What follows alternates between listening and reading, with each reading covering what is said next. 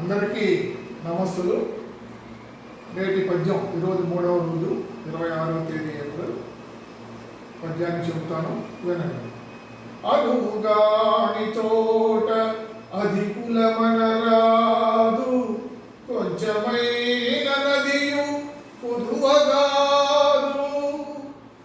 కొండమందు కొంచెమై ఉండదా, విశ్వదాభిరామ వినురవేమా. మరొక మాట చెప్తాను. అనుగాని చోట అధికులమనరాదు, కొంచెమైనను అది పొదువగాదు. కొండ అద్దమందు కొంచెమై ఉండదా, విశ్వదాభిరామ వినురవేమా.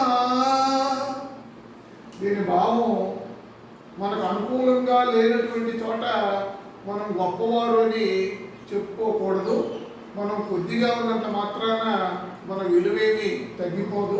ఎలాగంటే పెద్ద కొండ కూడా అద్దంలో చిన్నదిగానే కనబడుతుంది, అంత మాత్రం చేత కొండేమి చిన్నదైపోదు. అలా మనం కూడా మనకు అనుకూలంగా చోట మనం తగ్గి ఉండటమే మంచిది అని వేమన గారు చెప్తున్నారు.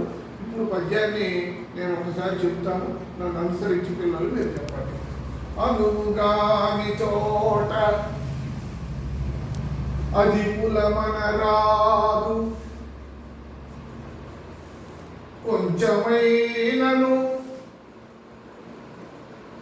అది పొదువగాదు. కొండ అద్దమందు